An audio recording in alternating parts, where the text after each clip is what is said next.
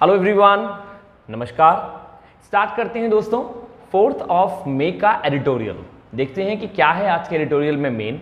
और एडिटोरियल को स्टार्ट करने से पहले हम स्टार्ट करेंगे आज की वोकैबुलरी में देखेंगे कि कौन सी वोकैबुलरी नई यूज हुई है, बिल्कुल न्यू है, और यदि आपको आती भी है तो दोस्तों एक बार रिवाइज कर लेंगे उन वोकैबुलरीज को जो कि आज के एडिटोरियल में यूज हुई हैं।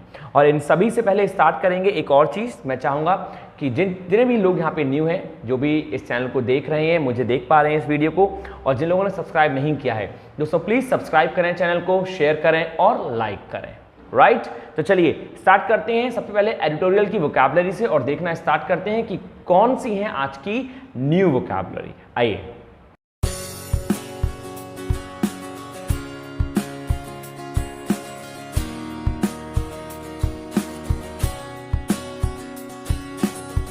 दोस्तों स्टार्ट करते हैं नंबर 1 से।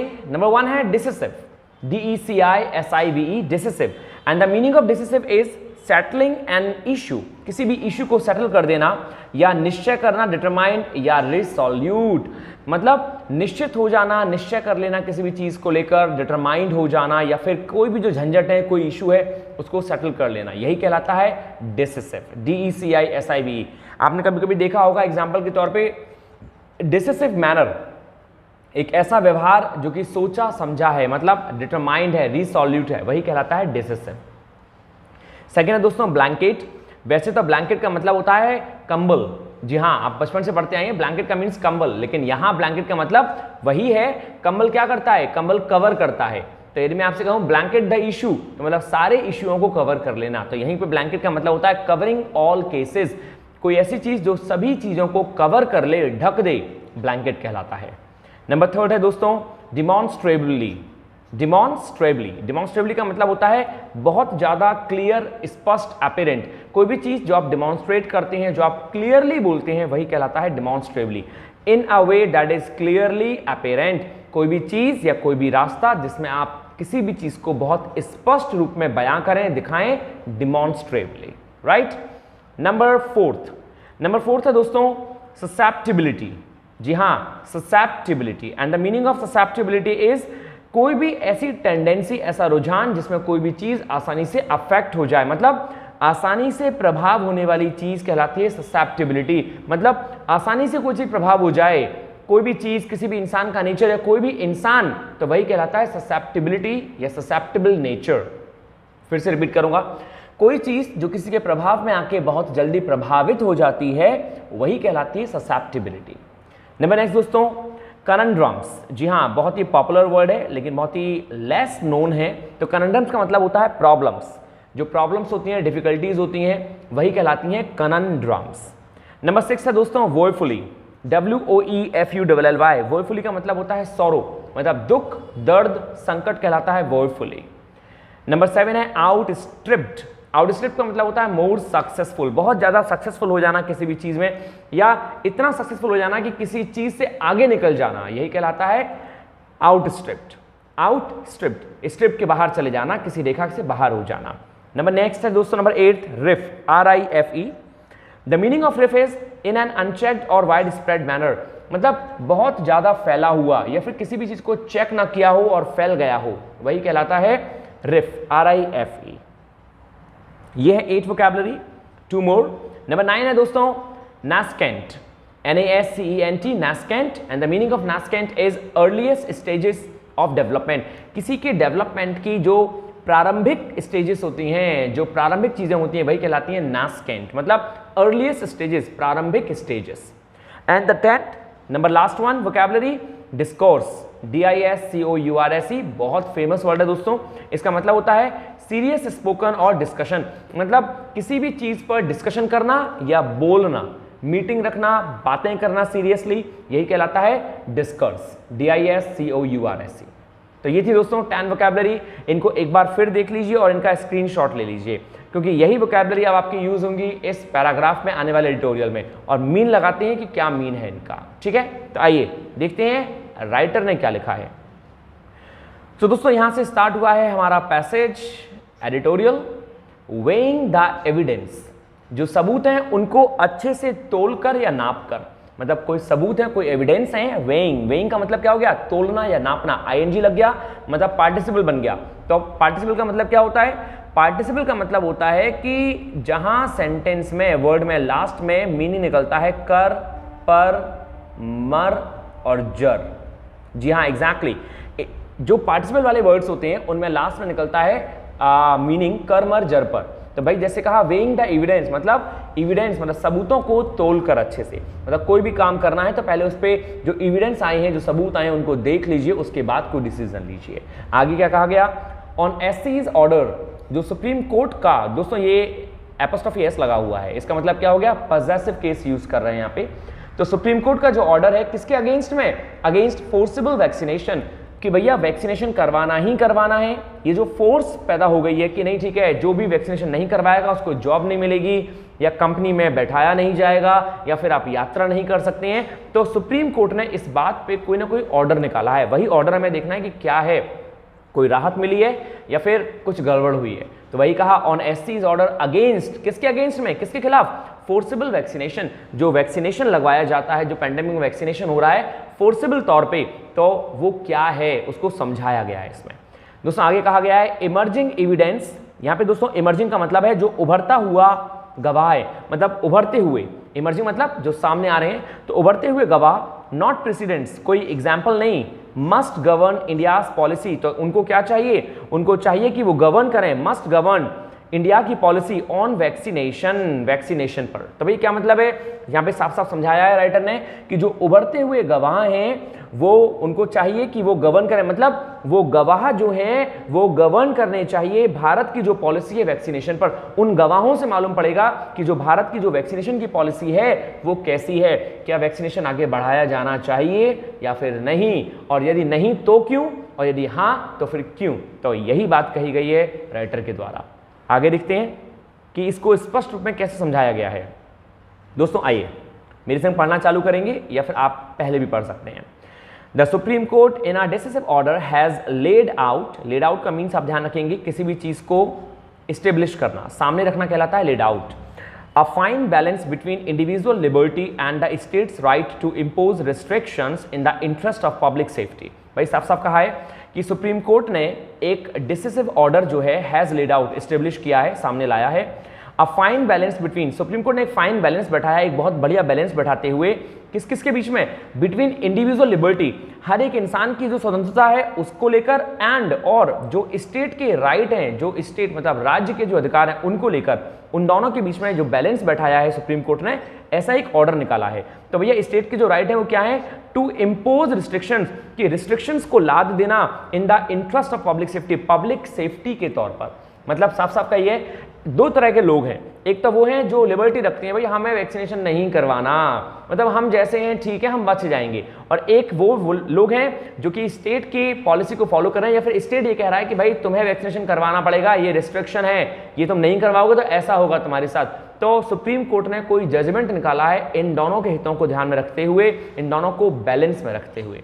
क्या निकाला है देखें, तो आगे कहा दोस्तों यहाँ पे, an individual had the right to refuse vaccination, एक हर एक इंडिविजुअल को राइट था कि वो वैक्सीनेशन को रिफ्यूज कर सकता था। एंड दो, और यद्यपि, the government could impose limitations, जो गवर्नमेंट जो थी वो इम्पोज कर सकती थी कुछ limitations on rights of individuals, हर एक इंडिविजुअल के अधिकारों पर, it had to be reasonable, लेकिन वो क्या होना चाहिए था, इफ, यदि, मतलब यहाँ पे इफ नहीं है, कॉमा का मतलब यहाँ पे इफ से है, if it had to be reasonable, government जो हर एक इंडिविजुअल के राइट्स पर क्या कर सकती थी, लिमिटेशन बना सकती थी, वो कब बना सकती थी, यद if it had to be reasonable, यदि ये चीज रीजनेबल होती, एंड प्रपोर्शनेट, और समानांतर होती, टू द एक्सटेंट, एक अधिकतर चीज पर, that it achieve the objective in this case containing the spread of the corona virus. वो मतलब क्या कहा गया है इसमें दोस्तों, बहुत ही साफ बात कही गई है कि जो इंडिविजुअल है उसको राइट था कि वो रिफ्यूज कर सकता है वैक्सीनेशन को,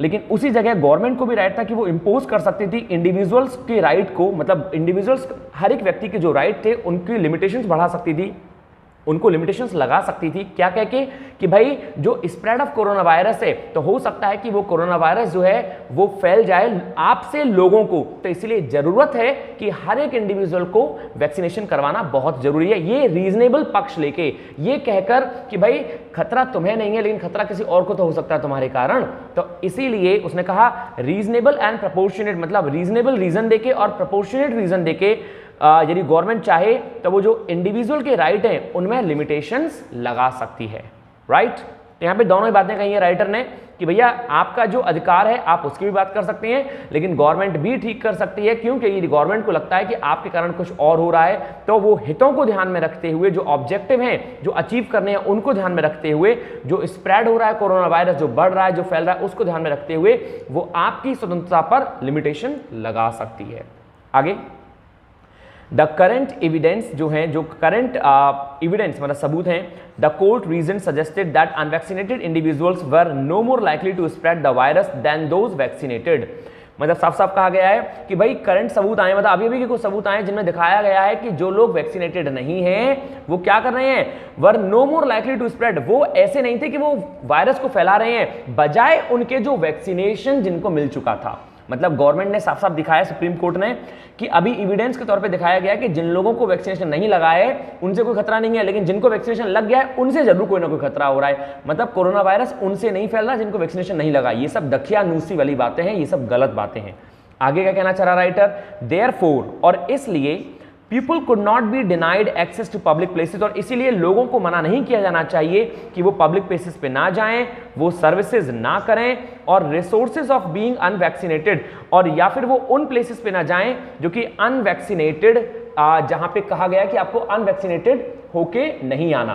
तो भाई साफ साफ कहा गया है कि ये चीजें गलत है यदि किया जा रहा है कि लोगों को पब्लिक प्लेसेस पे जाने से रोका जा रहा है, उनको सर्विसेज देने से रोका जा रहा है या करने से रोका जा रहा है, एंड डिनाइड किया जा रहा है रिसोर्सेज फॉर बीइंग अनवैक्सीनेटेड, मतलब अनवैक्सीनेशन के रिसोर्सेज को यूज करने से। तो ये साफ साफ बात कही है कि कोर्ट ने ये कुछ डिसीजंस लिए हैं और इन डिसीजंस को साफ साफ दिखाया है किसके तौर पर, एविडेंस के तौर पर, राइट।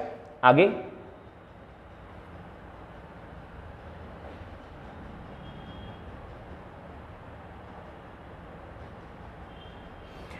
यदि आप अनवैक्सीनेट हैं तो आप मतलब ऐसा नहीं है कि आपको इन चीजों से रोका जाएगा। हाउएवर, हालांकि हम सभी जानते हैं दोस्तों कि हाउएवर का मतलब क्या होता है, हालांकि this was no blanket order, ये कोई ऑर्डर ऐसा नहीं है जो हर चीज को कवर कर लेगा। ठीक है, गवर्नमेंट ने कह दिया, मतलब सुप्रीम कोर्ट ने कह दिया है कि भाई आप लोग यदि अनवैक्सीनेटेड हैं तो आप जा सकते हैं, लेकिन उसने, राइटर ने साफ साफ कहा कि ये जो ऑर्डर है ये संपूर्ण नहीं है, कंप्लीट नहीं है, ब्लैंकेट ऑर्डर नहीं है। अभी अभी हम लोगों ने दोस्तों किया था, ये ब्लैंकेट ऑर्डर फ्रेज है, मतलब एक संपूर्ण ऑर्डर नहीं है। And if infection rates increase, और यदि इन्फेक्शन रेट बढ़ते हैं, एंड वैक्सीन्स डिमॉन्स्ट्रेबली रिड्यूस, और वैक्सीन्स जो हैं वो कम हो जाती हैं, वो स्पष्ट रूप से कम हो जाती हैं डिमॉन्स्ट्रेबली, तो susceptibility to infections the government was within its rights to impose restrictions, तो गवर्नमेंट जो है वो बाध्य होगी कि इन्फेक्शन फैलने से बचाने के लिए वो अपने राइट्स, मतलब अधिकारों को इंपोज करे, मतलब जो वो चाहती है कि नहीं ठीक है आप अनवैक्सीनेटेड हैं तो आप बाहर नहीं निकल सकते। यदि कोरोना वायरस फैलता है और यदि जो वैक्सीन हैं वो कम है तो गवर्नमेंट क्या करेगी भाई, तो government was within its rights, तो गवर्नमेंट अपने राइट्स में रहकर काम करेगी टू इंपोज रिस्ट्रिक्शंस, और वो रिस्ट्रिक्शन लगाएगी। मतलब अनवैक्सीनेटेड होना कोई अच्छी बात नहीं है, राइटर ने यहाँ पे घुमा के बताया है। यदि गवर्नमेंट चाहेगी तो वो आप पे क्या करेगी, वो आप पे इंपोज करेगी, क्योंकि आप अनवैक्सीनेटेड हैं तो हो सकता है कि आपको भी फैले और आपसे भी फैल जाए, राइट। आगे दोस्तों,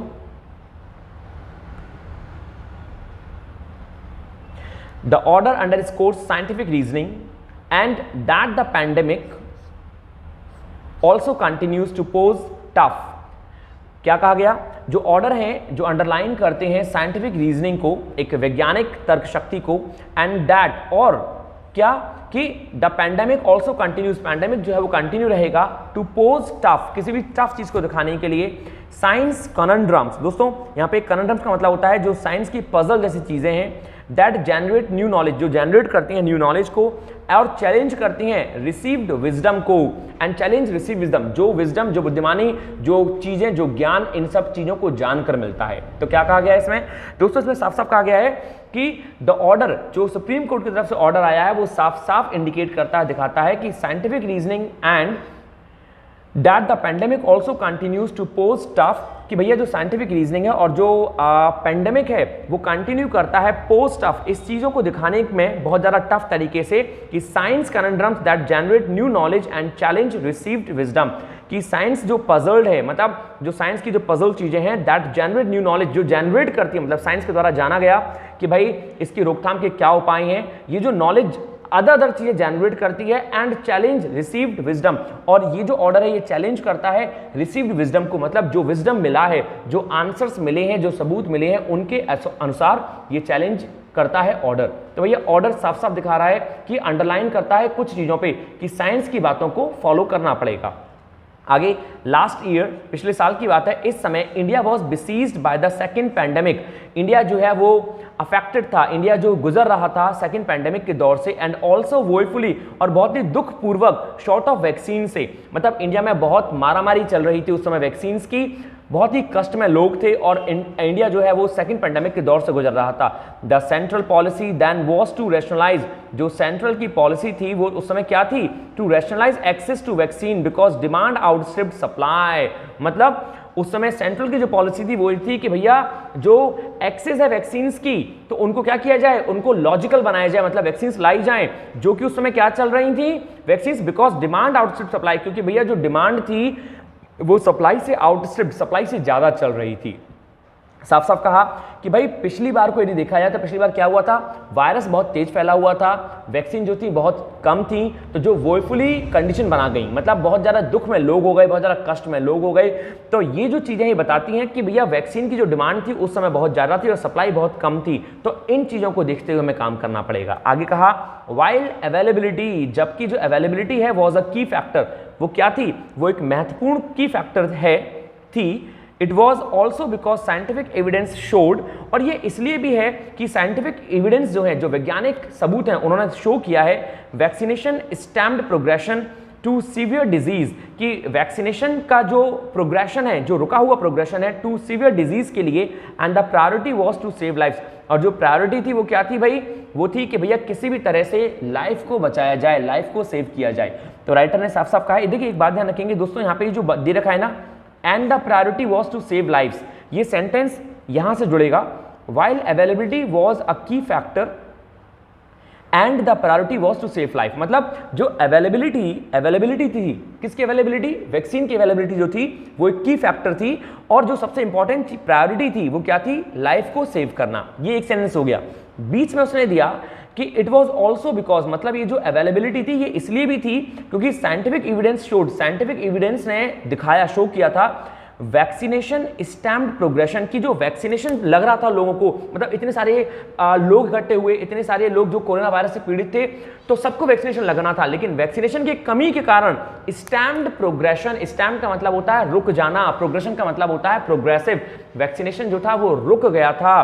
किस कारण से भैया, क्योंकि वैक्सीन की कमी के कारण से, टू सीवियर डिजीज, इस महामारी के कारण से, इस जो महामारी फैली थी इसमें वैक्सीनेशन की कमी आ गई थी, लेकिन लोगों की लाइफ को बचाना वो प्रायोरिटी थी। तो इस बात को ध्यान में रखते हुए ये सारे जो ऑर्डर निकले हैं ये दोनों ही पक्षों के लिए बैलेंस बनाते हैं कि भाई हमें क्या करना चाहिए। आगे दोस्तों आगे कहा गया in the first year of the pandemic, यदि हम बात करें first year of the pandemic की, when vaccines were in a nascent stage, जब वैक्सीन जो थी वो अपनी प्राथमिक स्टेज पर थी, and the virus was raging, और वायरस जो था वो बहुत खूंखार तरीके से बढ़ रहा था। The scientific wisdom was that, तो जो साइंटिफिक विजडम था, जो साइंस की चीजों का देखना था वो क्या था कि lockdown and vaccination of 2/3 of the population would and the pandemic, कि यदि हम लॉकडाउन लगा दें और वैक्सीनेशन कर दें 2/3 पॉपुलेशन में तो ये पैंडेमिक को रोक देगा। मतलब ये फर्स्ट ईयर की बात चल रही है दोस्तों, जब पैंडेमिक स्टार्ट ही हुआ था, सब नास्केंट स्टेज पे था, सब शुरुआती स्टेज पे था, तो लोग क्या सोचते थे, गवर्नमेंट ये सोचती थी कि भैया थोड़ा लॉकडाउन लगाते हैं और वैक्सीनेशन करते हैं तो जो पैंडेमिक है वो रुक जाएगा। लेकिन आगे क्या हुआ, आगे उसने कहा an idea that has not come to pass, लेकिन ये जो आइडिया था ये कुछ साफ चीजें सामने नहीं लाया, मतलब ये पास नहीं हो पाया, ये कुछ सफलता नहीं लाया। 10 इस तरह से it could very well be that, ये बात बहुत अच्छी हो सकती है कि न्यूअर काइंड्स ऑफ वैक्सीन जो है मे चेंज, जो अब नई तरह की वैक्सीन आएंगी वो चेंज कर सकती हैं द अंडरस्टैंडिंग ऑफ, किसके अंडरस्टैंडिंग को, the understanding of the best possible means to contain the blight. ये जो डर बैठा हुआ है, ये जो डैमेज का डर बैठा हुआ है कि चीजें डैमेज हो रही हैं, इसके डर को मोस्ट पॉसिबली, मोर प्रोबेबली जो न्यू वैक्सीन है वो कम कर सकती हैं। तो भाई राइटर साफ साफ कह रहा है कि हम पिछले साल की बात करें, फर्स्ट ईयर की बात करें, तो बहुत डर बैठा हुआ था इस चीज़ को लेके कि भाई क्या होगा, कैसे होगा, और लेकिन गवर्नमेंट ने ये राहत भी दी थी और गवर्नमेंट ने बताया भी था और हम लोगों ने सोचा भी था कि भाई अब पेंडेमिक में ये लग गया है, लॉकडाउन लग गया है या वैक्सीनेशन हो रहा है तो भाई चीज़ें संभल जाएंगी, लेकिन नहीं, उतने अच्छे से नहीं संभल पाई और हम सबके सामने दूसरी स्टेज आई और दूसरी स्टेज में हमने देखा कितना हाहाकार हुआ। तो यही बात कही गई है आगे भी कि भैया उसके बाद फिर न्यू वैक्सीन्स आई हैं और न्यू वैक्सीन्स जो हैं वो हो सकता है बेस्ट पॉसिबल, यहाँ पे आगे दे रखा है best possible means to contain the blight, कि वो कंटेन करें, वो रखें किसको, डैमेज को, मतलब हो सकता है कि उनके यहाँ डैमेज ना हो। दोस्तों आगे कहा गया the suppression of individual liberty, मतलब हर एक इंडिविजुअल व्यक्ति की जो लिबर्टी है उसको दबाना, उसको खत्म करना, for the greater good is perhaps, कुछ बहुत अच्छे काम के लिए संभवतः among the oldest and toughest questions, ये बहुत ज्यादा ओल्डेस्ट और टफेस्ट क्वेश्चन में से एक हो सकता है। क्या कहा, सेंटेंस में कहा गया कि जो इंडिविजुअल की लिबर्टी है, हर एक इंसान की जो लिबर्टी है उसको दबाना, उसको खत्म करना बहुत अच्छे काम करने के लिए, मतलब जैसे अभी स्टेट गवर्नमेंट की बात चली कि भैया स्टेट गवर्नमेंट को यदि लगेगा कि भाई इनकी लिबर्टी को खत्म करना चाहिए, क्यों, क्योंकि इससे खतरा है, तो वही कहना चाह रहा है कि एक बहुत बड़ा क्वेश्चन उत्पन्न हो जाएगा कि क्या ये सही है।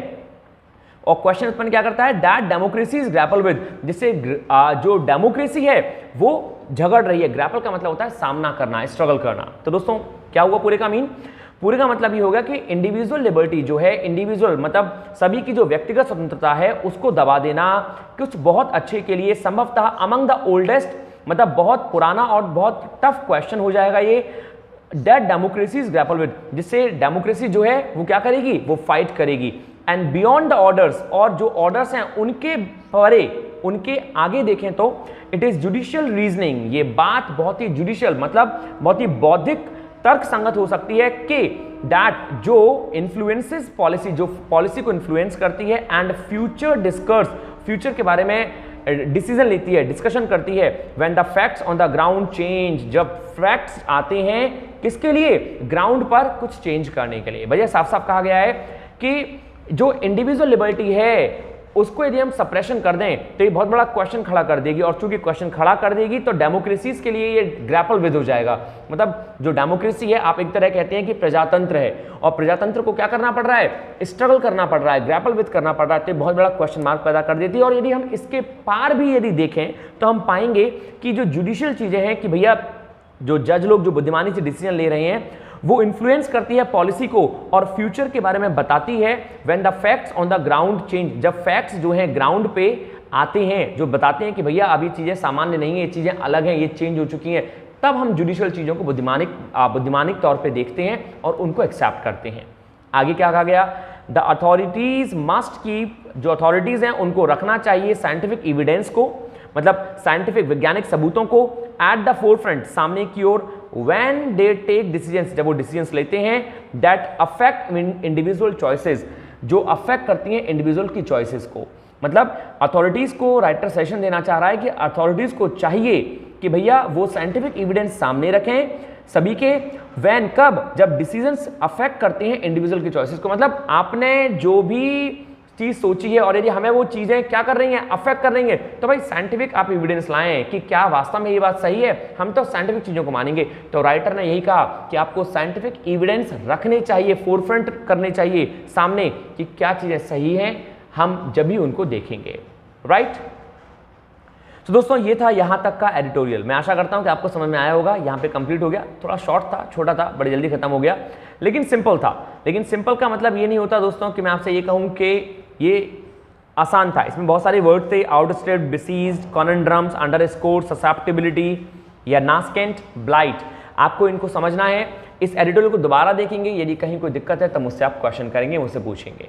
ठीक है, तो फिनिश करते हैं आज की क्लास। यहाँ पे दोबारा रीड करेंगे और ये है टेस्ट योरसेल्फ की वोकैबुलरी जो आपसे पूछी गई थी और जो इसमें यूज हुई हैं। इनको कोशिश करेंगे भरने की, इनको कोशिश करेंगे याद कर कर फिल करने की कि कितनी वोकैबुलरी याद है। ये 10 वोकैबुलरी है, एटलीस्ट आपको इसमें से दोस्तों 7 करनी है। कितनी करनी है? 7। मैं आशा करता हूं कि आप 7 कर जाएंगे। 7 राइट एवरीबॉडी। तो चलिए दोस्तों, thank you, take care of yourself. मिलते हैं फिर आज क्लास में 12 o'clock राइट, जो कि ग्रामर की क्लास होगी आपकी। आप नहीं ज्वाइन कर पा रहे हैं तो आपको रिकॉर्डेड लेक्चर मिल जाते होंगे दोस्तों, वहां से आप ग्रामर का बेसिक और बेसिक के साथ मीडियम और एडवांस चालू कर सकते हैं, देख सकते हैं कि आपको कितना समझ में आ रहा है। तो मेरी कोशिश है कि मैं आपको SBI या अदर एग्जाम्स के लिए तैयारी करवाऊं जिससे आपको बहुत राहत महसूस हो। तो ठीक है दोस्तों, that's all about, take care of yourself, stay happy, stay healthy and stay hungry. Thank you दोस्तों, नमस्कार।